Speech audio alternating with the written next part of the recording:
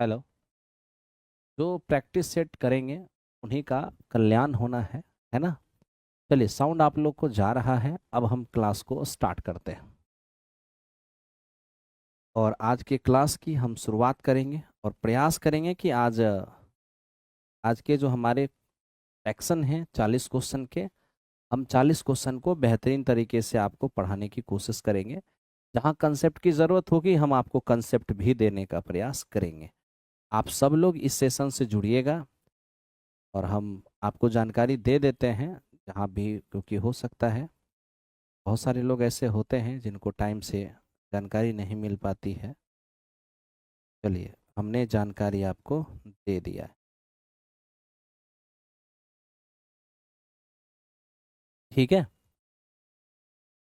तो आइए, आज का पहला सवाल और ट्रिगोनोमेट्री से बेहतरीन क्वेश्चन है। अब देखिए दोस्त, सबसे पहले आप ये समझिए, इस छोटे से पार्ट को ध्यान से थोड़ा देखिए। सेक स्क्वायर 29 और कॉट स्क्वायर 61, प्लस में साइन स्क्वायर 60 और कॉसेक स्क्वायर 30। अब देखिए यहाँ पर क्या है ना कि साइन स्क्वायर 60 का मान साइन 60 √3/2 होता है, स्क्वायर करिएगा तो 3/4 हो जाएगा। और ये देखिए सेक 30 कॉसेक 30 हमारे पास 2 होता है, स्क्वायर करेंगे 4 हो जाएगा। और इसको कॉट स्क्वायर 61 को थोड़ा चेंज कर दीजिएगा तो ये आपका हो जाएगा 10 स्क्वायर 29। ठीक है ना। और sec square theta minus 10 square theta 1 होता है, तो ये मेरे दोस्त हमारा हो जाएगा 1। ठीक है। और आप यहाँ पर एलसीएम लीजिए 4, ये आपका 4 होगा प्लस 3 होगा और 4 चौको 16। अब देखिए 16 और 7 हो जाएंगे 23, 23/4 यही इस क्वेश्चन का आंसर होगा। ऑप्शन नंबर बी इस क्वेश्चन का आंसर। अब जितने भी लोग ऑप्शन नंबर बी लेकर आए हैं बहुत अच्छा रहा होगा। ठीक है। हमारा टाइम टेबल क्या है? टाइम टेबल यही है, 7:30 बजे शेड्यूल रहता है, हम 7:30 बजे लाइव होते हैं। ठीक है ना। आइए, ये हमारा फर्स्ट क्वेश्चन था। अब मेरे दोस्त सेकंड क्वेश्चन पर आते हैं और देखते हैं ये क्या है। किसी घन का संपूर्ण पृष्ठ एरिया और उस घन का आयतन आपस में एक समान है, बताइए घन का डायगोनल क्या होगा। अब घन का संपूर्ण पृष्ठ एरिया 6 गुना भुजा स्क्वायर होता है और इसका आयतन भुजा क्यू। ए स्क्वायर से ए स्क्वायर कटेगा तो ए का मान 6 आ जाएगा। अब बताइए, तो ए का मान ये 6 हो गया। आपसे क्या पूछा है? डायगोनल। तो ध्यान से देखिए कि ये हमारा डायगोनल क्या होगा। अब डायगोनल हो गया है √3 और इनटू में साइड। तो साइड तो मेरे दोस्त हमारे पास 6 है, यानी फाइनल आंसर 6√3 हो जाएगा। तो इस क्वेश्चन का आंसर आपका 6√3 होगा, है ना। ऑप्शन नंबर ए इस क्वेश्चन का आंसर हो गया। आइए मेरे दोस्त, चलते हैं क्वेश्चन नंबर नेक्स्ट की ओर। अब यहाँ देखिए क्या है, √x माइनस 1/√x बराबर √14। तो बताइए उसका मान क्या होने वाला है। सबसे पहले √x और माइनस 1/√x, अगर आप बोथ साइड स्क्वायर करते हैं तो x प्लस 1/x हो जाएगा और इधर √14 का स्क्वायर 14 प्लस 2 हो जाएगा, यानी ये आपका हो गया 16। आपको चाहिए एक्स स्क्वायर प्लस 1/x², जानते हैं। अब आप देखिए यहाँ पर माइनस से प्लस में आए हैं तो स्क्वायर करके 2 जोड़े हैं, प्लस से प्लस में पावर डबल कर रहे हैं तो इसको स्क्वायर करके 2 घटाना होगा, यानी ये आपका हो जाएगा फाइनली 254। अब रूट के अंदर 254 है तो रूट के अंदर आप देख लीजिए 254। अब 256 होता तो 16 होता, 254 है तो 15.8 या 9 होगा। तो आइए 15.9 इस क्वेश्चन का आंसर है। आप सब लोग लेके आए होंगे ऑप्शन नंबर सी इस क्वेश्चन का आंसर रहा होगा। ठीक है। आइए मेरे दोस्त, चलते हैं क्वेश्चन नंबर। अब इसको देखिए, ये क्या है। किसी त्रिभुज के आधार को आगे बढ़ाने से दोनों ओर बनने वाले कोण 121 और 104 है, 104। तो त्रिभुज के सबसे बड़े कोण की मान क्या होगा। अब आप मेरे दोस्त यहाँ पर देख सकते हैं, ध्यान से देखिएगा। ये आपके पास एक त्रिभुज है। अब त्रिभुज की 2 भुजा को आगे बढ़ाइए। अब थोड़ा इसको भी आगे बढ़ाइए और थोड़ा इसको भी आगे बढ़ाइए। ठीक है। अब मेरे दोस्त यहाँ पर आप देखना ध्यान से,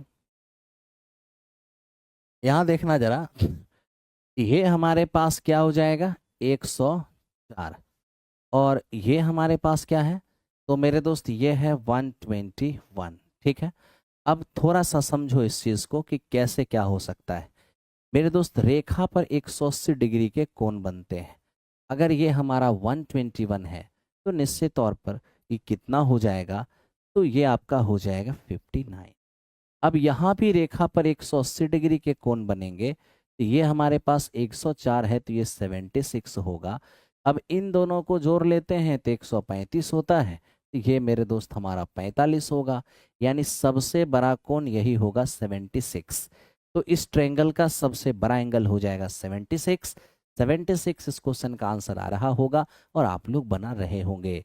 देखिए 6 to 8 9 10th में बहुत डिफरेंस नहीं है। आप यूं समझे कि 6 to 8 का मैथ ही 9 10 से ज़्यादा लेवल का एग्जाम में पूछा जा चुका है।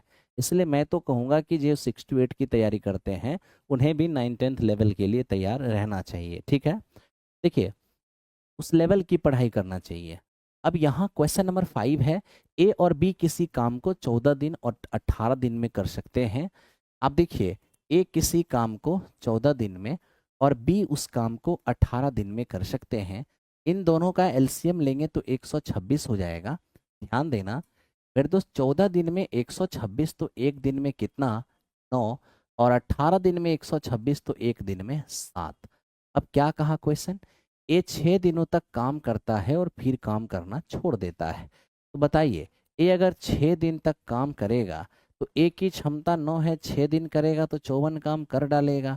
अब कह रहा है शेष काम को, ठीक है, बी कितने दिनों में समाप्त करेंगे।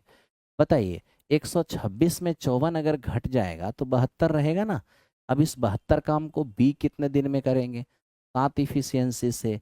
तो आप देखेंगे कि 10 सहित 2/7 यही इस क्वेश्चन का आंसर होगा। ऑप्शन नंबर बी इस क्वेश्चन का आंसर हो गया है। आई होप कि आपको समझ में आ गया होगा। अब मेरे दोस्त बहुत सारे भाई लोग कहते हैं कि सर हमको टीजीटी का बैच ज्वाइन करना है, कौन सा बैच ज्वाइन करें। तो अभी अभी आपके लिए नया बैच जो है वो श्रद्धा बैच आया है। आप श्रद्धा बैच के अंदर ज्वाइन कर जाइए, 3 से 5 ये क्लास चलता है। अब देखिए यहाँ पर ये क्या है, कह रहा है कि दो संख्याएं 3:5 के 3:2 के अनुपात में है, उनका एचसीएफ और एलसीएम 24 और 4 है। तो बताइए दोनों में बड़ी संख्या क्या होगी। याद रखना जब दो संख्या का रेशियो दिया रहे और एचसीएफ दिया रहे तो आप एचसीएफ से रेशियो में डायरेक्ट मल्टीप्लाई कर दीजिए, इससे आपकी संख्याएं मिल जाएगी। तो एक संख्या आपका 12 होगा, एक संख्या आपका 8 होगा। बड़ी संख्या चाहिए थी 12, 12 इस क्वेश्चन का आंसर हो गया। ज़्यादा आपको दिमाग नहीं लगाना था। अब इस पे आइए। अब मेरे दोस्त ये तो आपका बॉड मास है। अब देखिए ना, आप भी बॉड मास जानते होंगे, गुना जोड़ प्लस यही है। तो पहले मेरे दोस्त भाग होगा तभी तो मल्टीप्लाई होगा। तो 11 में 11 से भाग देने जाएंगे तो 1 आएगा। ठीक है, अब देखिए 11 और 1 ये मेरे दोस्त हमारा 12 हो जाएगा, प्लस 11 गुने 11 ये 121 हो जाएगा, और माइनस का 11 हो जाएगा। अब ये 12 और ध्यान दीजिए ये दोनों को ऐड करेंगे तो 132 हो जाएगा, सॉरी 133 हो जाएगा, 121 प्लस 12। अब इनमें से 11 घटाएंगे तो 122 हो जाएगा। तो 122 इस क्वेश्चन का आंसर होगा। सब लोग 122 लाए होंगे। वेरी गुड वेरी गुड मेरे दोस्त। आइए क्वेश्चन नंबर 8 की ओर। ठोस लकड़ी के घन के से अधिकतम आयतन का बेलन काट दिया गया है। इस प्रक्रिया में कितना प्रतिशत ठोस बर्बाद हो जाएगा, ये आपको पता होना चाहिए। अब प्रयास कीजिए मेरे दोस्त किस तरह से इस सवाल को बनाया जा सकता है। अब देखिए हम आपको बताने की कोशिश करते हैं। हमारे पास क्या है दोस्त, एक घन है। अब देखिए ना घन किस प्रकार से हम बना रहे हैं। आप सब समझते हैं कि घन क्या होता है। घन एक ऐसा 3D फिगर होता है जिसकी लंबाई चौड़ाई और ऊंचाई एक समान होती है। अब यहाँ देखिए अगर एक घन से मैक्सिमम साइज का एकदम प्यार से देखना है, एक घन ध्यान दीजिएगा मैक्सिमम साइज, अगर हम मैक्सिमम साइज का प्यार से देखना मेरे दोस्त,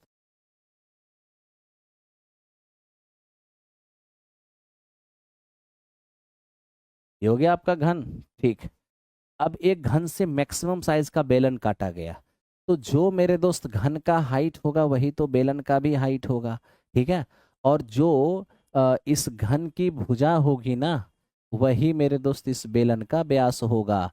तब तो बेलन की त्रिज्या क्या हो जाएगी, घन के भुजा की आधी हो जाएगी। ठीक है, अब घन में से बेलन काटा गया है, तो बेलन काटने के बाद जो भी पार्ट बचेगा वो तो बर्बाद ही हुआ है ना। कहोगे हाँ जी सर।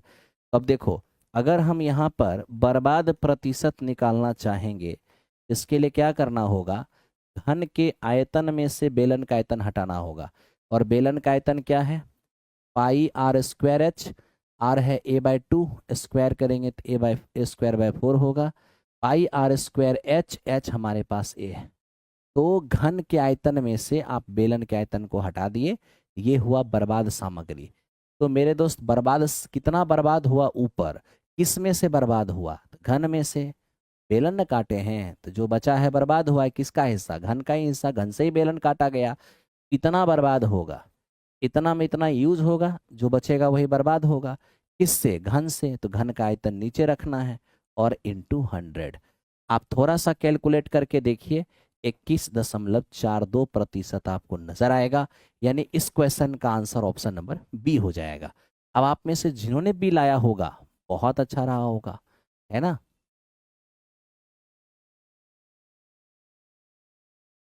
आइए, ये हो गया हमारा क्वेश्चन नंबर 8। अब हम चलते हैं 9 नंबर क्वेश्चन की ओर। अब देखिए, √16, यहाँ ध्यान दो, √16 का वर्गमूल 4 होगा, √9 का वर्गमूल 3 होगा। अब ध्यान दीजिए, ये 56 में से मेरे दोस्त 7 जाएगा, हो जाएगा 49, और √49 से मेरे दोस्त 7 आएगा, 7 दूनी 14। अब 14 जुड़ेगा 130 में, 144, 144 से 12 बाहर आएगा।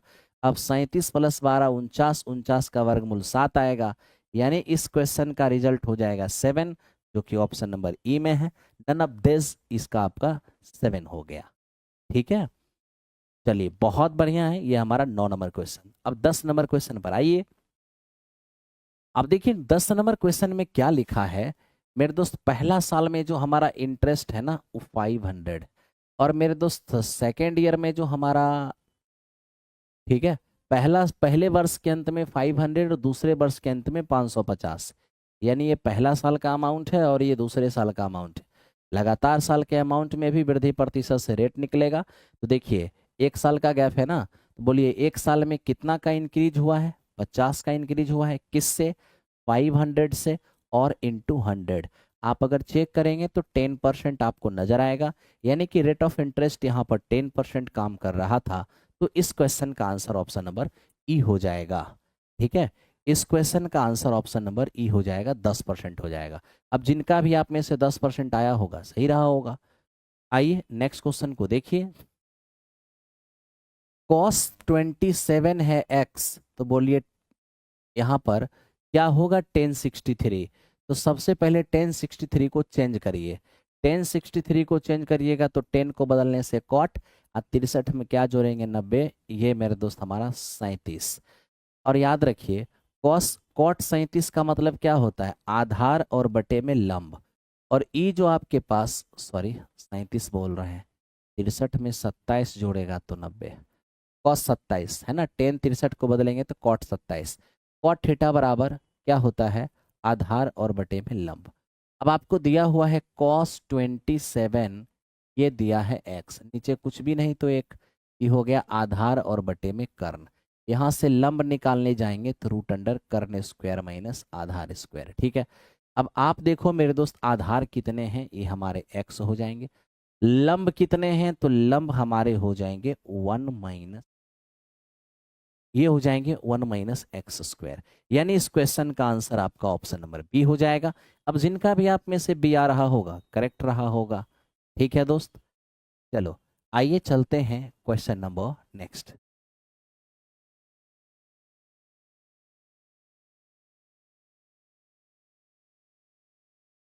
अब इसको देखिए, ये क्या लिखा है, लिखता है कि किसी आयत की लंबाई वर्ग की भुजा से 4 मीटर अधिक है, और आयत की चौड़ाई वर्ग की भुजा से 4 मीटर कम है। ठीक है भाई, कोई बात नहीं।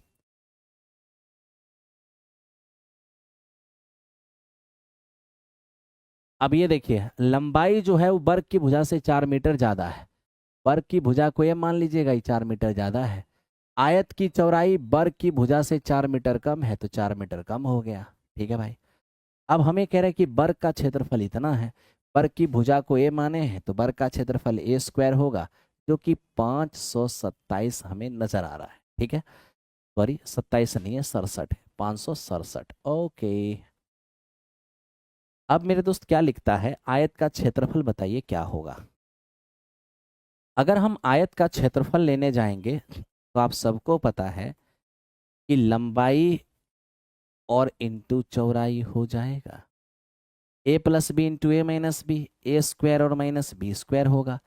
ए स्क्वायर का मान 567 है और माइनस का 16 हो गया। अब आप बताइए, यहाँ से अगर हम जैसे ही घटाएंगे तो ये 1 हो जाएगा, ये मेरा 5 और ये मेरा 5, 551। यानी इस क्वेश्चन का आंसर हमारा 551 आएगा। अब जिनका भी 551 आ रहा होगा करेक्ट रहा होगा। ठीक है, तो चलिए ये था हमारा 12 नंबर सवाल। अब आते हैं 13 नंबर सवाल पर। यही वो मॉक टेस्ट है जो कि आप लोग एग्जामिनेशन के लिए देते हैं और ये बहुत बेहतरीन रहता है। अब मेरे दोस्त इसको देखो, ये क्या है। अब x बराबर 1 माइनस वाई, वाई को इधर लेके आ जाइए, x प्लस वाई बराबर आपका 1 हो जाएगा, इसमें कोई दिक्कत नहीं है। एक्स स्क्वायर बराबर 2 minus Y square, Y square को इस पार ले आइएगा, ये प्लस हो जाएगा, बराबर में 2 हो गया। ठीक है, हमें चाहिए x की पावर 4 प्लस वाई की पावर 4। अब यहाँ ध्यान दीजिए, क्या ये ए स्क्वायर का होल स्क्वायर नहीं है, क्या ये वाई स्क्वायर का होल स्क्वायर नहीं है।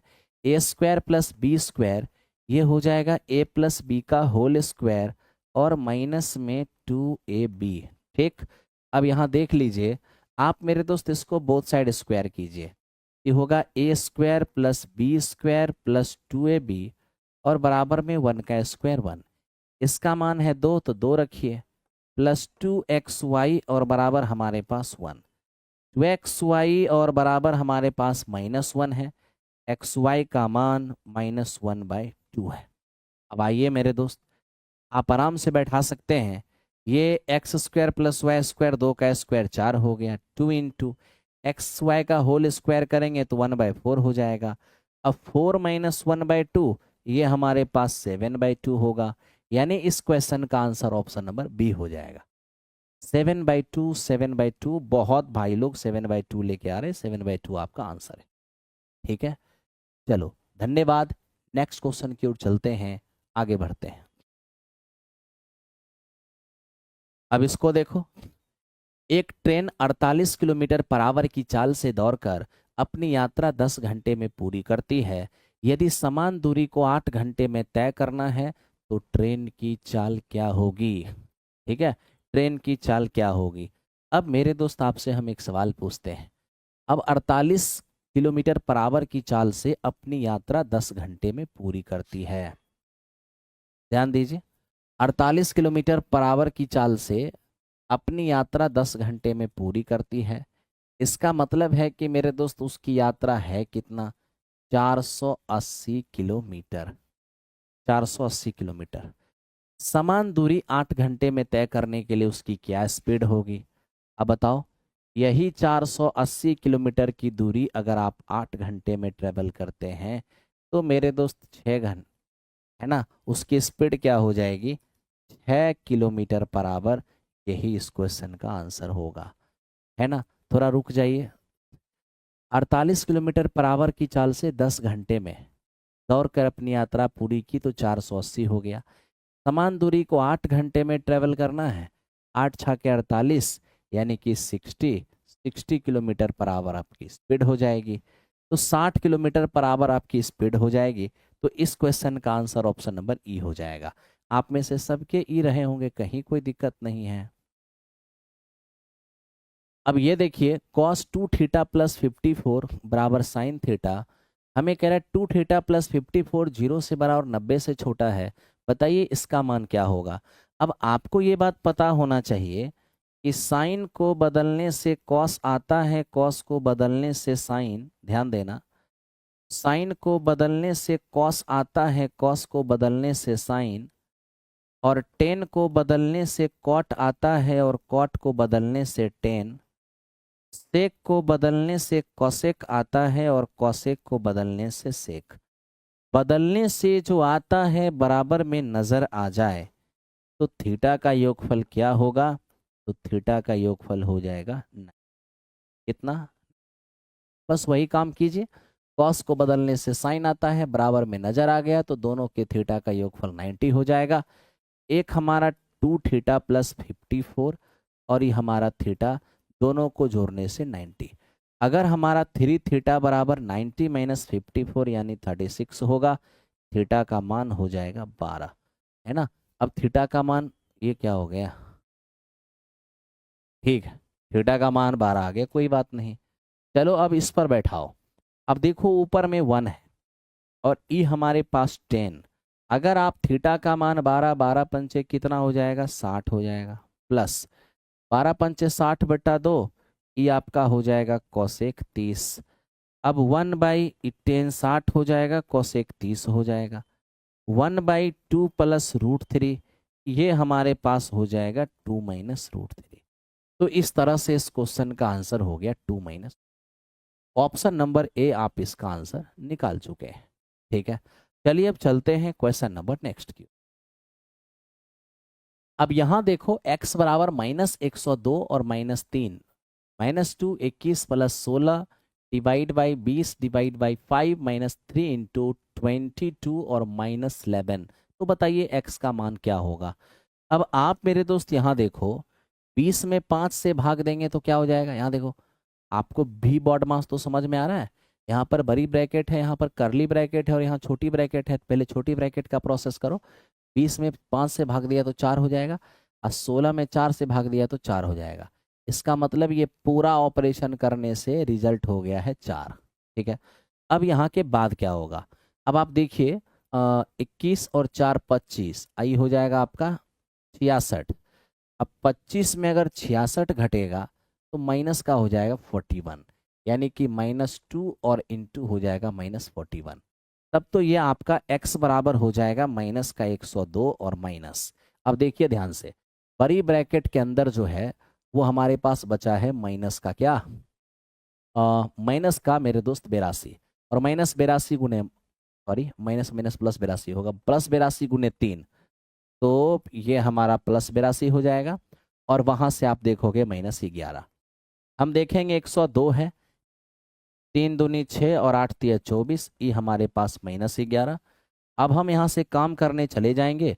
6 2 8 और 1 9 होगा, और 4 1 5, ये हमारे पास 5 रहेगा, 2 1 3, 359 हो जाएगा। यही इस क्वेश्चन का आंसर है, 359 यही इस क्वेश्चन का आंसर है।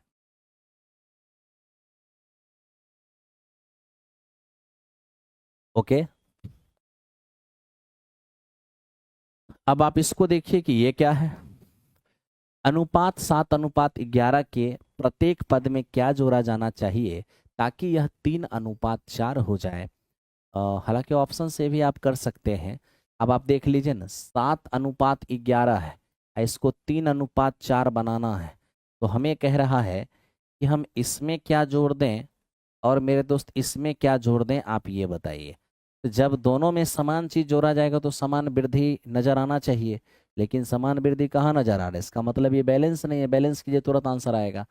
बैलेंस कैसे होगा? इन दोनों का जो अंतर है ना, उससे मेरे दोस्त इसमें मल्टीप्लाई कीजिए, इसमें, और इन दोनों का जो अंतर है उससे आप इसमें मल्टीप्लाई कीजिए। तो आप यही देखिएगा कि 7 से 12 होना यानी 5 की वृद्धि, और 11 से 16 होना यानी 5 की वृद्धि, तो ये आपके 5 का वृद्धि है। यही इस क्वेश्चन का आपका रिजल्ट हो गया। ठीक है ना, यही इस क्वेश्चन का रिजल्ट हो गया। इस तरह से आपने देखा कि 5। हालांकि आप बनाने के ये तरीके भी अपना सकते हैं। अनुपात की राशि x मान सकते हैं। तो एक संख्या आपका जो है, ध्यान दीजिए, एक संख्या आपका 7, ठीक है, 7:11 ना है। एक आपका 7 है और एक आपका 11 है। मान लीजिए इन दोनों में मेरे दोस्त x जोड़ने से हो गया नया रेशियो 3:4। आप इसको भी सॉल्व करेंगे, x का मान 5 ही आएगा। बनाने के जो तरीके यूज करने हैं आप यूज करिए, कहीं कोई दिक्कत नहीं है।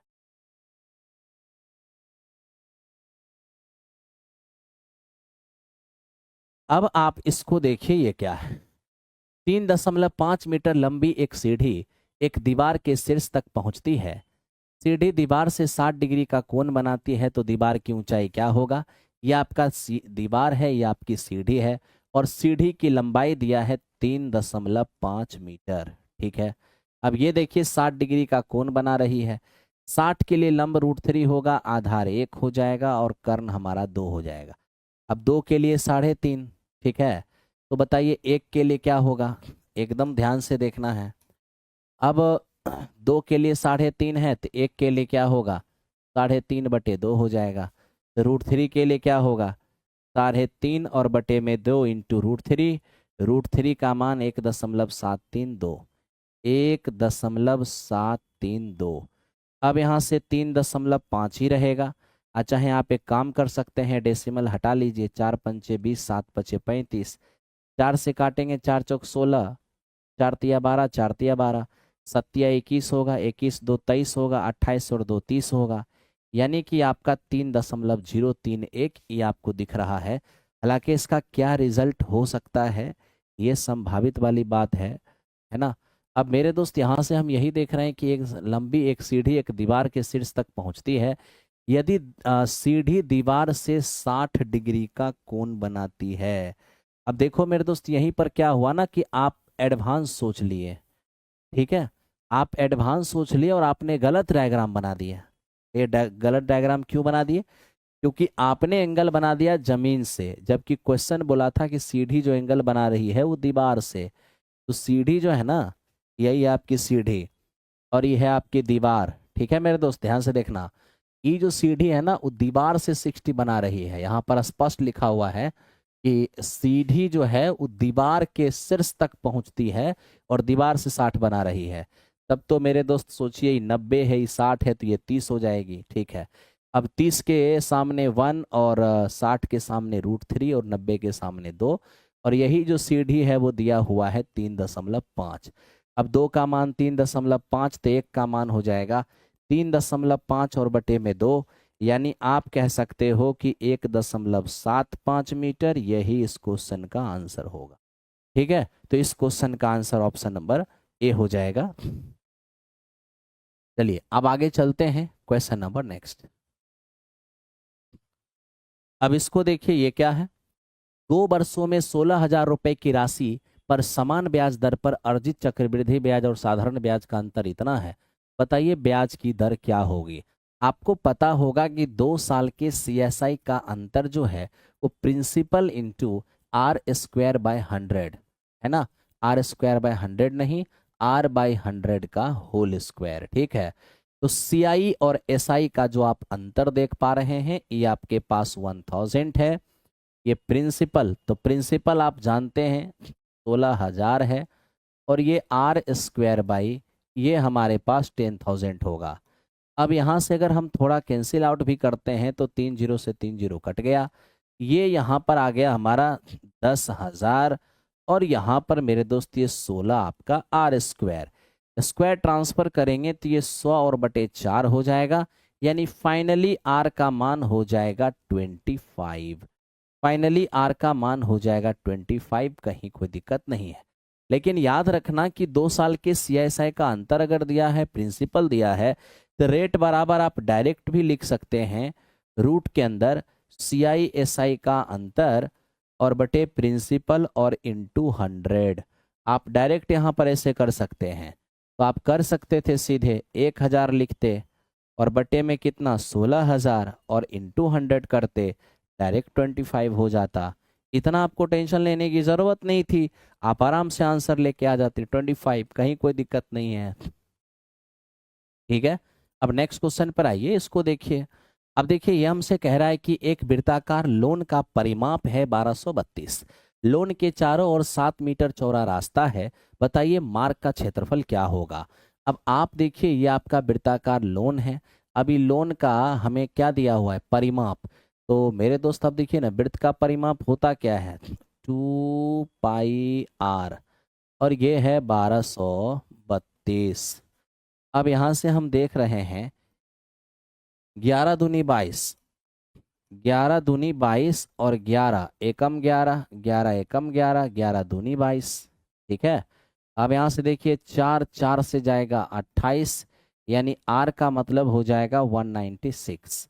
अब बताइए आर का मतलब 196 अगर मीटर हो गया, और आपको पता है कि चारों ओर जो है वो 7 मीटर चौड़ा रास्ता है, तब तो बड़ी आर कितना होगा, 196 प्लस 7 यानी कि 203 ई हो जाएगा बड़ी आर। ठीक है। हमसे कहा इस रास्ते का एरिया क्या होगा। अब सोचिए ना, अगर हम एरिया ऑफ रोड निकालने जाएंगे, एरिया ऑफ रोड, थोड़ा ध्यान से देखिएगा, तो बाहरी वृत्त का एरिया यानी पाई बड़ी आर स्क्वायर माइनस अंदर वाले वृत्त का एरिया पाई छोटी आर स्क्वायर, क्या हो जाएगा 22/7, और R square minus R square जो होगा वो आर प्लस आर और इंटू आर माइनस आर होगा। अब देखिए 22/7 है, आर प्लस आर कीजिएगा 203 प्लस 196 कीजिएगा, तो ये आपका हो जाएगा 399। ठीक है, 399, और इंटू आर माइनस आर, ये आपका 7 है, 7 से 7 कैंसिल आउट हो गया, ये आपका 8778 है। यही इस क्वेश्चन का रिजल्ट हो गया, 8778 यही इस क्वेश्चन का रिजल्ट हो गया। अब आप में से जिनको भी आ रहा होगा ये बिल्कुल करेक्ट आंसर रहा होगा। चलिए अब चलते हैं क्वेश्चन नंबर नेक्स्ट पर। इसको देखिए कि ये क्या है। अब देखिए ये हमें कहता है कि एक डीलर एक वस्तु को अंकित मूल्य पर 18% की छूट के साथ बेचता है तो 123 में बेचता है। यदि वह उसे अंकित मूल्य पर बेचता तो उसे 25% का लाभ होता। बताइए क्रय मूल्य क्या होगा। 18% की छूट का मतलब होता है 82% में बेचना। अब 82% में जब वो बेच रहा है तो 123 में बेच रहा है। एमआरपी के 82% पर बेचा तो 123 में बेचा। अगर आप 100% का मान निकाल लेते हैं तो ई जो आपका निकला, ई मेरे दोस्त आपका एमआरपी निकला। ठीक है, क्या निकला ये एमआरपी। अब कहता है कि अगर इसको एमआरपी पर ही बेच दिया जाए ना तो हमें 25% का लाभ होता है। यानी इस एमआरपी पर अगर हम बेच देते हैं तो हमें 25% का लाभ, यानी ये जो एमआरपी है वो 125% के बराबर है। किसके 125%, सीपी के। ठीक है, क्यों, क्योंकि इतना में बेचेंगे ना। अब देखिए एमआरपी के 82% पर बेचे हैं तो 123 में बेचे हैं, 100% निकाले तो एमआरपी निकल गया। अब कहा एमआरपी पर बेचेंगे तो 25 का लाभ होगा, यानी ये एमआरपी जो है वो सीपी के 125% के बराबर है। हमको अगर सीपी चाहिए तो 100% का मान चाहिए। आप जैसे ही कैलकुलेट करेंगे 120 आ जाएगा, यानी इस क्वेश्चन का आंसर आपका 120 हो जाएगा। एक तो आपका ये तरीका हो गया। बाकी आपको नहीं समझ में आ रहा है तो आप डायरेक्ट ऐसे लिखिए कि एमआरपी के, ध्यान दीजिए 20%, 18% की छूट ना, इसका मतलब एमआरपी के 82% पर बेचा जा रहा है तो 123 में बेचा जा रहा है। अब यहाँ से 41 दूनी 41 तिया 2 से काटेंगे 50, यानी कि एमआरपी हो जाएगा 150। अब कह रहा है कि अगर ये एमआरपी ही मेरा एसपी बन जाए, तो अगर एमआरपी ही हमारा एसपी बन जाए तो क्या हो रहा है, तो हमें 25% का लाभ हो रहा है। यानी इस स्थिति में हमारा जो वस्तु बिकेगा वो सीपी के 125% पर बिकेगा, और वही बिक रहा है कितना में, एमआरपी पर, यानी कि 150 में। तो यहां से आप सीपी निकालिएगा तो भी आपको 120 ही नजर आएगा। बहुत आसान, सो सिंपल है ना। तो इस तरह से आप आराम से काम कर सकेंगे, कहीं परेशानी आपको नहीं होगा। 120 सब लोग लेकर आ रहे हैं, अच्छी बात है। ठीक है, अब चलिए क्वेश्चन नंबर नेक्स्ट की ओर चलते हैं। इसको जरा देखिए कि ये क्या है। 18 मीटर और 30.5 मीटर ऊंचाई वाले दो खंभे के शीर्ष को तार से जोड़े हुए हैं। यदि तार क्षैतिज के 37 डिग्री का कोण बनाता है तो तार की लंबाई क्या होगा। अब आप ये देखिए कि ये आपके पास, यहाँ ध्यान दीजिए,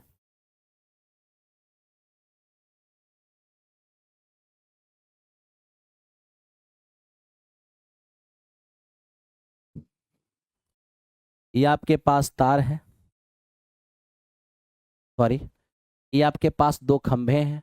कहा गया ये दोनों खंभे के शीर्ष को तार से बांधा गया है।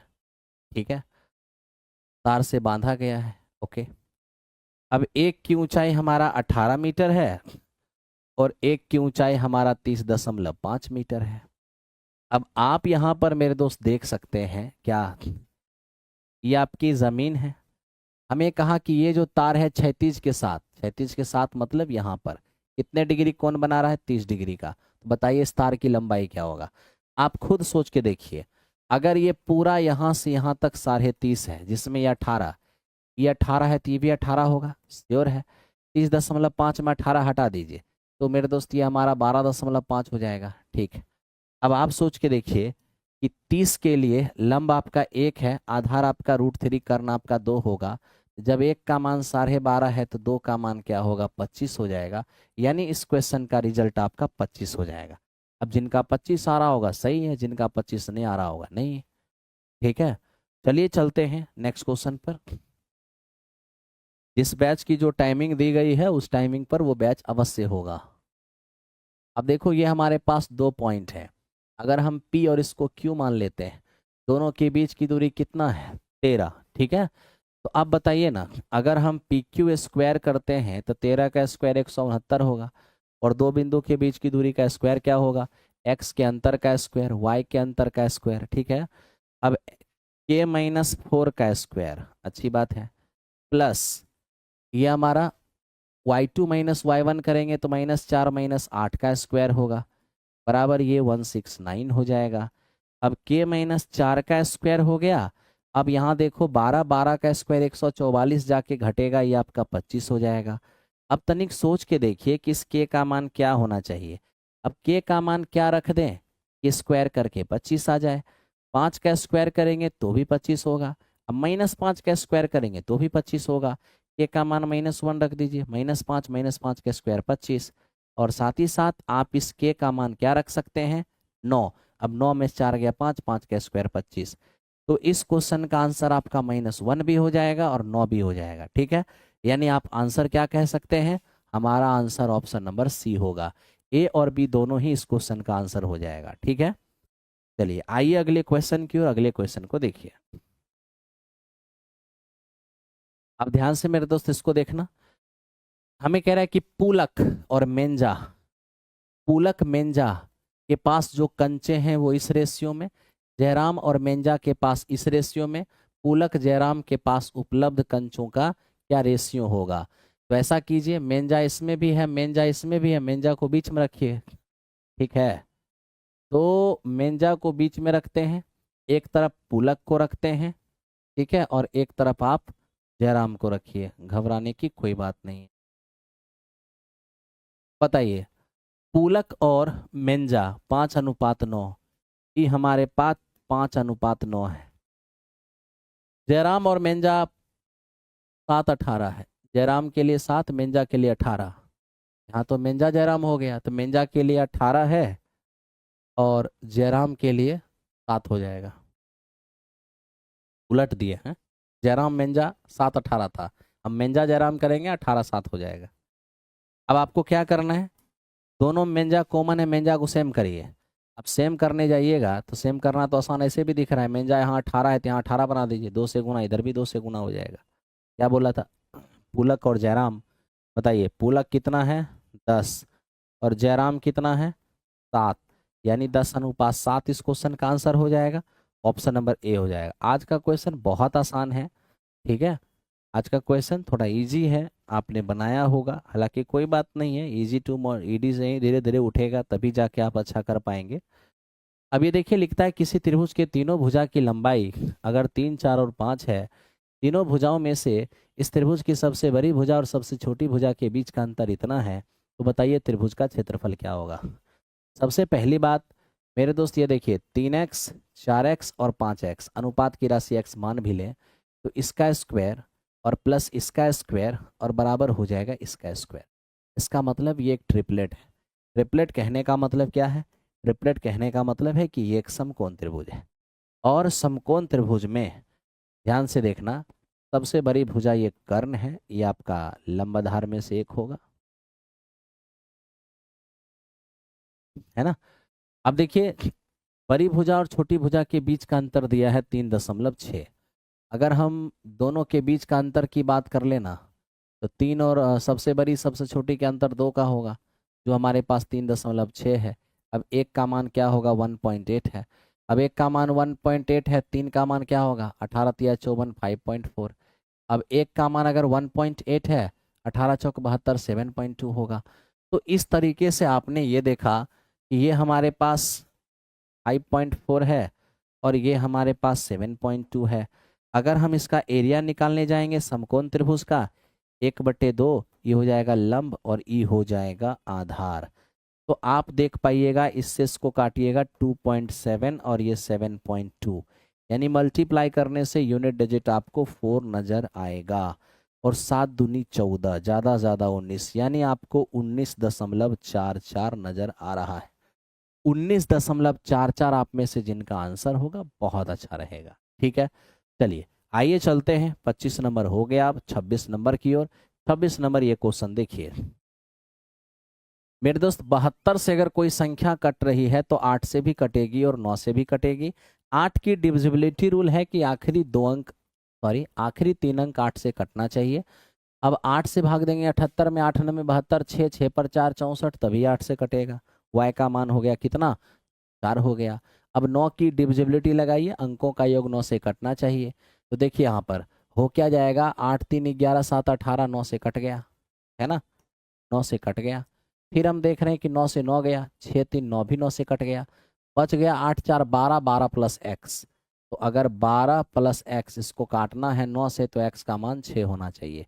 तो इस तरह से आपने देखा एक्स का मान 6 और वाई का मान 4 पहले ही आप देख चुके थे।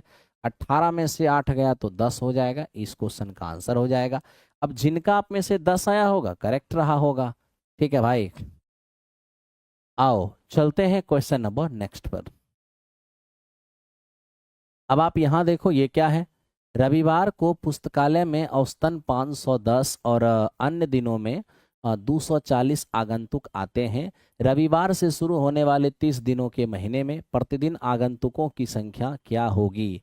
अब पहली बात तो ये देखिए, अगर संडे से है, अगर संडे से मेरे दोस्त महीने की शुरुआत होगी और अगर हमें 30 दिन की बात हो रही है, तो आपको पता होना चाहिए, ध्यान दीजिए, 30 दिन में क्या संडे होगा। अब संडे शुरू है, 7 दिन के बाद फिर संडे होगा, 7 दिन के बाद फिर संडे होगा, 7 दिन के बाद फिर संडे होगा, 7 दिन के बाद फिर संडे होगा।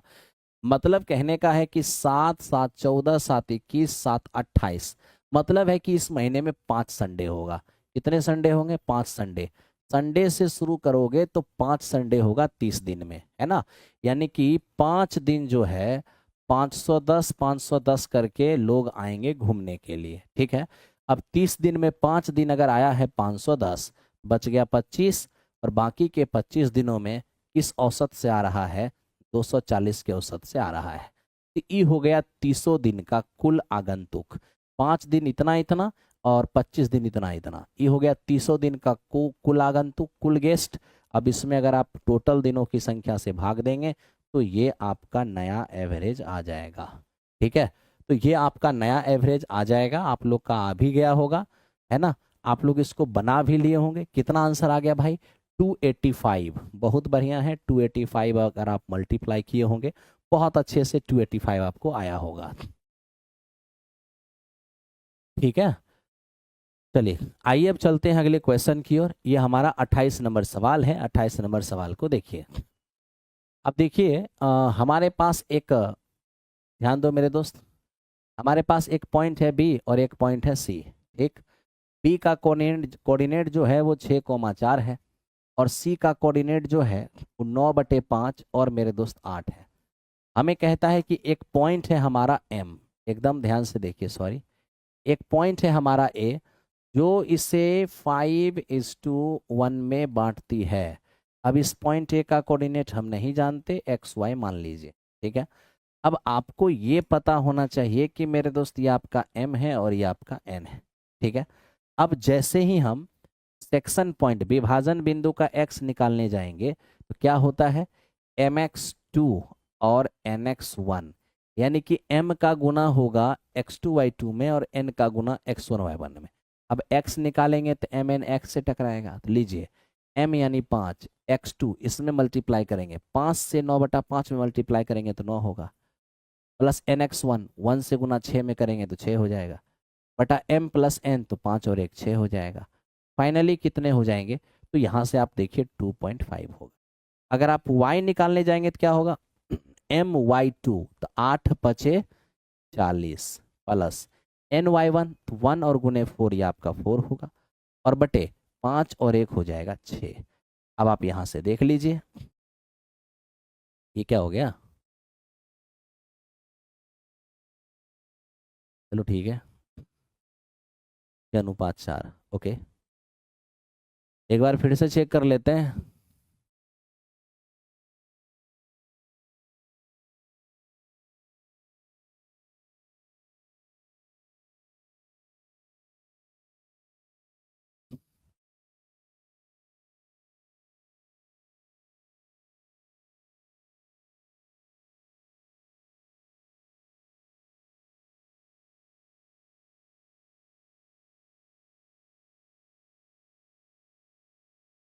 यहाँ मेरे दोस्त ये माइनस में था, ये माइनस यहाँ से छूट गया है, ठीक है, ये माइनस में था।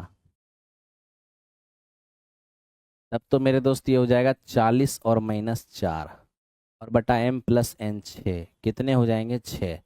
यानी कि इस क्वेश्चन के जो आंसर होने वाले हैं वो 2.5 और कोमा 6 होने वाले हैं, 2.5 कोमा 6 होने वाले हैं, ठीक है।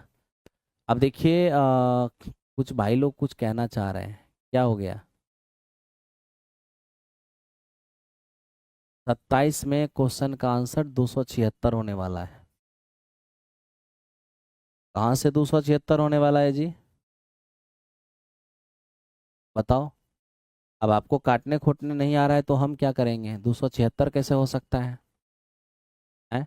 प्रतिदिन 30 दिनों में कह रहा है कि प्रतिदिन आगंतुक का बताइए एवरेज क्या होगा। आप देख लीजिए, आप अपना आंसर, यही आंसर होगा जो मैंने बताया है, ठीक है। अब देखो हमें ये कहा गया कि ए बी और सी 20 दिन 30 दिन और 24 दिन में कोई काम कर रहे हैं, तो तीनों का एलसीएम कितना हो जाएगा, 120 हो जाएगा। अब तीनों का एलसीएम 120 हो जाएगा, ध्यान से देखना। 20 दिन में 120, एक दिन में 6, 24 दिन में 120, एक दिन में 5, 30 दिन में 120, एक दिन में 4, ठीक है। अब मेरे दोस्त क्या है, हमें कह रहा है तीनों मिलकर काम करेंगे तो क्या होगा। अब तीनों मिलकर काम करेंगे तो करना है 120 और 6 5 11 4 15, यानी आपको 8 दिन का समय लगेगा। इस क्वेश्चन का आंसर आपका 8 दिन हो जाएगा। 8 दिन हो गया है, ठीक है, 8 दिन, 8 दिन आपका हो जाएगा, ठीक है। चलो ये सेट कहाँ पर मिलेगा, प्लेटफॉर्म बाय नवीन कुमार सिंह एप्लीकेशन पर मिलेगा।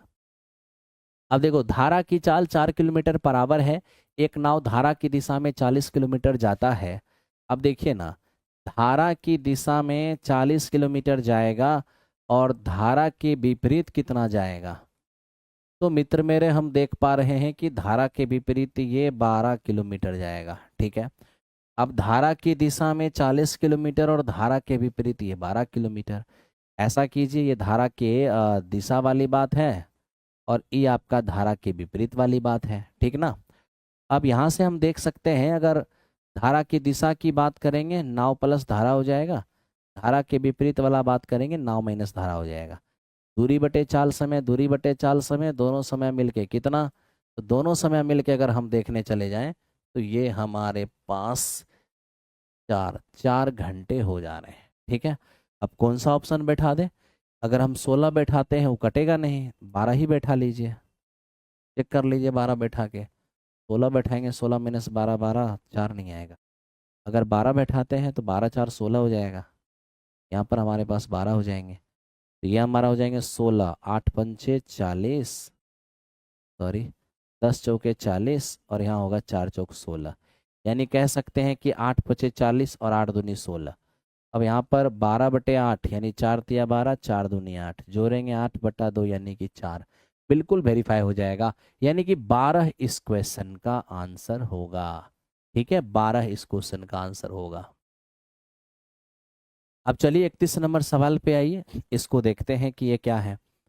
एक आदमी मूल्य का, यहाँ देखिए, एक आदमी मूल्य की लागत पर 4% की हानि पर बेचता है, लेकिन वह तौलने के लिए 25 ग्राम वजन के बजाय 20 ग्राम तौलता है, तो बताइए उसका लाभ क्या होगा। अगर हम यहाँ पर सीपी और मेरे दोस्त एसपी में रेशियो लेने जाएंगे 4% की हानि का मतलब है कि 100 का चीज़ 96 में बेचना, और 25 ग्राम के बजाय 20 ग्राम तौलने का मतलब ये हो गया। ठीक है, इसका मतलब ये हो गया कि पैसा लेता है 25 ग्राम का और तौल कर देता है 20 ग्राम। चलिए ध्यान दीजिए, 25 चौको 100 हो चुका है ना। 80 और 96 तो 16, मेरे तो 16 पचे 80। अब ध्यान दीजिए अच्छे से, 16 पचे 80 और 16 छाके 96, यानी कह सकते हैं 5 का चीज 6 में बेचना है तो 1 का प्रॉफिट बटा सीपी और इंटू 100 कितना हो जाएगा 20%। कितना हो गया भाई 20%। तो 20% इस क्वेश्चन का आंसर हो गया। ठीक है, चलिए आगे चलते हैं नेक्स्ट क्वेश्चन की ओर। अब आप इसको देखो मेरे दोस्त, कह रहा है कि एक कक्षा में 60% लोगों ने गणित पसंद किया है। अब 60% लोगों ने मैथ पसंद किया है।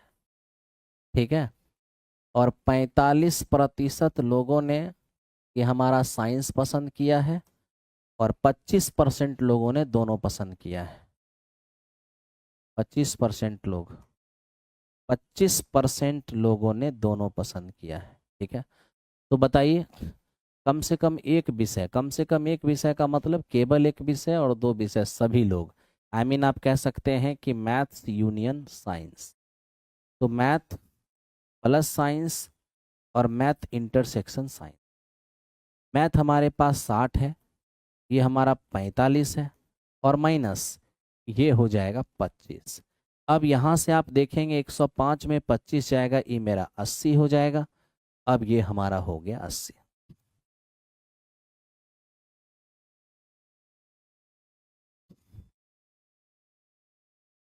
चलिए हो गया ये चीज़। आइए अब आगे चलते हैं, अगले क्वेश्चन को देखते हैं।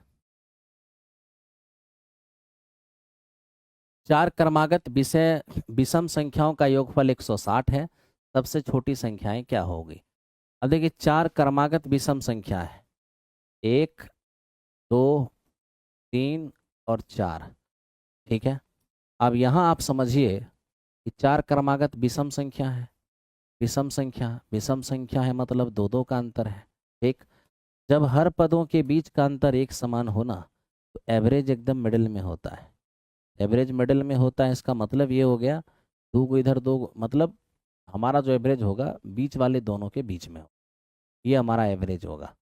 और यही जो आपका एवरेज है ना, ये 160 दिया हुआ है। एवरेज नहीं दिया है, ये चारों का योगफल दिया है। एवरेज तो आपको निकालना है, मतलब यही पॉइंट जो होगा ना चारों का एवरेज होगा। एवरेज बराबर क्या होता है, योगफल बटे संख्या, यानी कि आपका 40। तो ई है आपका पॉइंट 40। अब देखिए पूरा दो का गैप है, यहाँ है 40, तो दो के गैप के बीच में अगर रहेगा ना, एक का इधर हो जाएगा एक का इधर हो जाएगा, यानी 40 में अगर एक घटाएंगे तो ये 39 है ना, और 39 में दो घटेगा 37। 39 और दो 41, 41 और दो 43। क्या चाहिए आपको, सबसे छोटी संख्या 37। 37 आपका x हो जाएगा, है ना। अब यहाँ सबसे छोटी संख्या हो जाएगी। अब आपको अगर बनाना है बेसिक से, तो x प्लस 2, x+4 और x+6, ये हो गया हमारा चार लगातार ऑड नंबर। ठीक है, अब हमें कह रहा है इनका योगफल, तो योगफल मेरे दोस्त कितना है 160 है। 4x और प्लस 12 बराबर 160। 4x बराबर 148, x बराबर 4 तिया 12 और 4 सत्ते 28। लीजिए सबसे छोटी संख्या 30।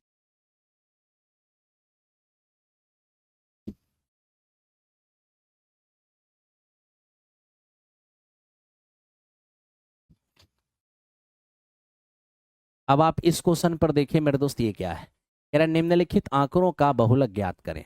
अब निम्नलिखित आंकड़ों का बहुलक हमें 14 दिया हुआ है, के का मान मांग रहा है। अब देखिए बहुलक अगर 14 है तो निश्चित तौर पर बहुलक 14 है तो 14 सबसे ज़्यादा बार आना चाहिए। तो देखिए 14 हमको एक ही बार यहाँ पर दिख रहा है। ठीक है, 14 हमको एक ही बार यहाँ दिख रहा है। अब देख रहे हैं हम कि 12 भी 2 बार है, 11 भी 2 बार है, 14 एक ही बार है। तो 14 एक ही बार है, फिर वो बहुलक कैसे हो सकता है। तो अगर 14 एक ही बार है ना, तो इतना तो फिक्स है। अब देखो मुझे 11 दो बार दिख रहा है, 12 दो बार दिख रहा है, तब तो 14 को तो कम से कम 3 बार होना पड़ेगा, तभी 14 हमारा बहुलक होगा। और 14 3 बार तभी हो पाएगा जब k-1 का मान भी 14 होगा। क्यों? क्योंकि k-1 यहाँ भी दिख रहा है, k-1 यहाँ भी दिख रहा है। जो अननोन हमें दो जगह दिख रहा है ना, उसी को वो होना पड़ेगा जिसको बहुलक कहा गया है। यानी कि ई दोनों अगर 14 नहीं होगा तो फिर बहुलक 14 नहीं हो पाएगा। इसलिए मजबूरन हमें यहाँ पर k-1 को 14 कहना पड़ेगा। अब देखिए 12 भी दो बार है, बहुत 11 भी दो बार है, फिर 14 बहुलक हो रहा है। 14 बहुलक तभी हो पाएगा ना मॉड, जब कम से कम 3 बार, यानी 12 की संख्या और 11 की संख्या से ज़्यादा होना पड़ेगा। तो 14 को कम से कम 3 बार होना पड़ेगा। एक बार तो है, बाकी 2 बार कम से कम और चाहिए। 2 बार जो सेम चीज़ दिख रहा है ना, अननोन चीज और सेम, उसी को 14 होना पड़ेगा। यानी k-1 का मान 14, तब तो k का मान कितना? 15। यानी आप ये कह सकते हैं कि k का मान जब हम 15 रखेंगे तभी जाके बहुलक हमारा 14 हो पाएगा, है ना। k का मान 15 रखेंगे तभी बहुलक हमारा 14 हो पाएगा।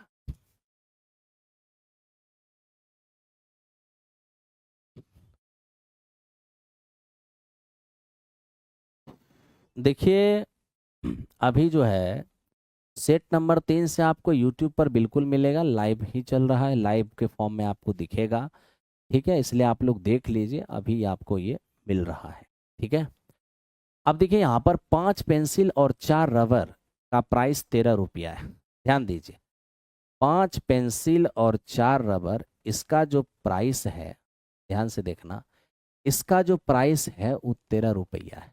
ठीक है, 9 पेंसिल और 5 रबर, 9 पेंसिल और 5 रबर, इसका जो प्राइस है वो 19 रुपया है। हमसे पूछा गया कि 6 पेंसिल और 3 रबर, इसका प्राइस क्या होगा, इसका प्राइस क्या होगा। अब आप मेरे दोस्त यहाँ पर ध्यान दीजिए, इसको सॉल्व करना होगा। एक काम कर लो, 9 5 14 सॉल्व करना होगा। एक काम कीजिए, इसमें 5 से मल्टीप्लाई कर लीजिए, इसमें 4 से कर लीजिए। यहाँ 4 से तो यहाँ भी 4 से, यहाँ भी 4 से, और यहाँ 5 से तो यहाँ भी 5 से, यहाँ भी 5 से। अब मेरे दोस्त आप घटा लीजिए, 20 R से 20R चला गया, 25 में से 36 गया तो -11p। और यहाँ देखिए 65 और 65 में 36 जाएगा, तो 65 में से अगर 76 जाएगा तो मेरे दोस्ती -11 हो जाएगा, -11, यानी p का मान 1 होगा। अब p का मान 1 बैठा दीजिए ना यहाँ पे, तो आप देखिएगा कि 25 जा घटेगा 65 में 40 कटेगा 20 से 2 बार में, यानी रबर का प्राइस हो गया 2। तो लीजिए, पेंसिल का प्राइस 1, रबर का प्राइस 2, तो 6 और 6 हो जाएगा 12। इस क्वेश्चन का आंसर हो गया 12। इस क्वेश्चन का रिजल्ट हो गया है 12। ओके, चलो आगे बढ़ते हैं। अरे बिल्कुल है, काहे कंफ्यूज हो रहे हो।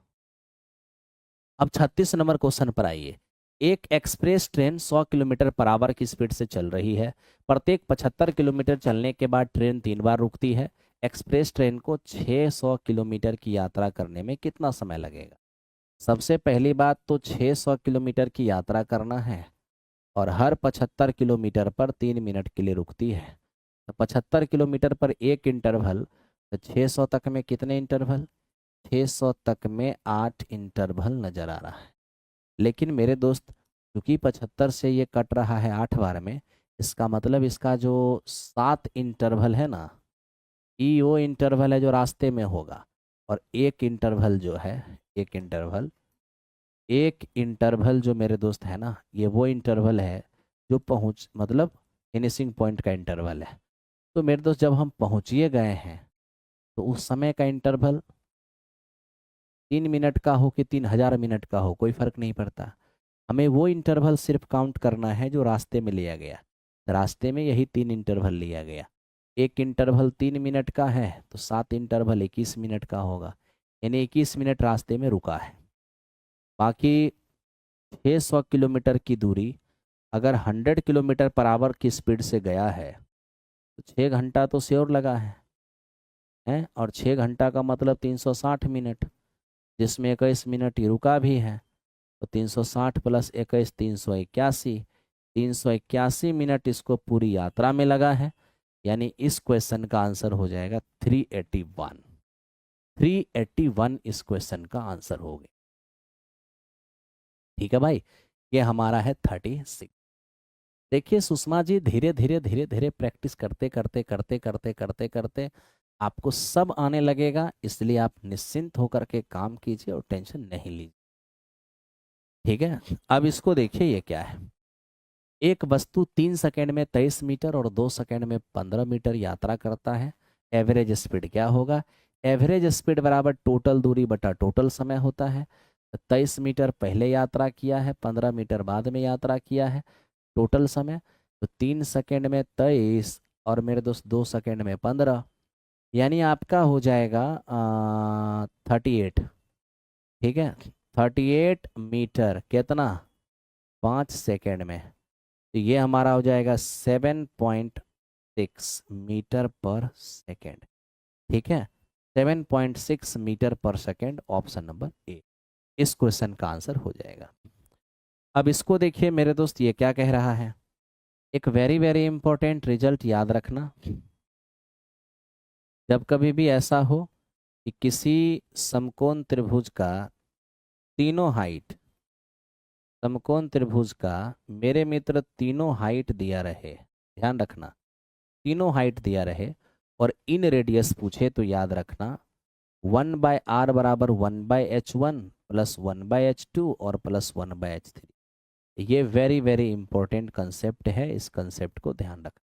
ठीक है, अब ये बताओ मुझे कि 1/r बराबर 1 एक परपेंडिकुलर 12 है, एक परपेंडिकुलर 18 है और एक परपेंडिकुलर 20 है। क्या आप इसे सॉल्व नहीं कर सकते? बताओ, क्या आप इसे सॉल्व नहीं कर सकते? सॉल्व करने की कोशिश करना, बहुत ही आसान है मेरे दोस्त। आप सॉल्व करोगे 90/17 आपको आएगा सॉल्व करके, यानी आर बराबर आप देखोगे 90/17 से में आ जाएगा। आप आराम से इसको सॉल्व कर लेना, जो लोग सॉल्व किया होगा उसका आंसर आया होगा।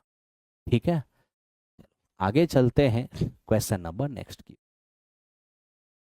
अब आप इसको देख लो, ये क्या है। x+1, x+12, x+2, x+3, 3x+5 is 21, then the value of x। अब यहां पर मेरे दोस्त देख लीजिए, ये एक है, ये आपका दूसरा है, ये आपका तीसरा है, ये आपका चौथा है। ये हो जाएगा हमारा 2x 2x 4x 4x और 3x 7x और प्लस ये 13 13 3 16 और 16 और 5 हो जाएगा 21। अब आप बताइए मेरे दोस्त, टोटल योगफल हमारा 7x प्लस 21, 1 2 3 4, ये हमारा 4 टर्म है। 7x प्लस 21/4, ये हमारा एवरेज हो गया, माध्य हो गया, और यही हमारा 21, सभी पदों का योग बटे पदों की संख्या। अब यहाँ से 7x बराबर 84, 84 में जाके 21 घटेगा 63 हो जाएगा। x का मान कितना हो जाएंगे? 7 9 63, 9 हो जाएगा। ये x का मान हमारा 9 हो। ठीक है, चलो नेक्स्ट क्वेश्चन की ओर, और लास्ट सवाल देखो आज का। तो मेरे दोस्त आज का आखिरी सवाल है आपके पास। आपके पास एक समकोण त्रिभुज है। अब समकोण त्रिभुज हो गया P Q और R। पी क्यू आर में आप देख लो, Q आपका 90 डिग्री है। ठीक है, पी क्यू आपका मेरे मित्र 10, पी आर आपका 26, पी आर आपका 26 है, और ये आपका 10 है, ये आपका 26 है, तो ये ट्रिपलेट से 24 हो जाएगा। 10 24 26। अंतः त्रिज्या मांग रहा है। अंतः त्रिज्या जो होता है वो लंब प्लस आधार और माइनस कर्ण बटा 2 होता है, और परित्रिज्या जो है वो कर्ण बटा 2 होता है। अगर सरकम रेडियस पूछता तो 26/2, आंसर 13 हो जाता। इन रेडियस पूछा है तो लंब प्लस आधार और माइनस कर्ण और बटे में 2, यानी हो जाएगा 34 माइनस 26 यानी 8, 8/2 कितने? 4 से। यही इस क्वेश्चन का आंसर। ठीक है, तो इस तरह से मेरे दोस्त आप लोग का ध्यान दो।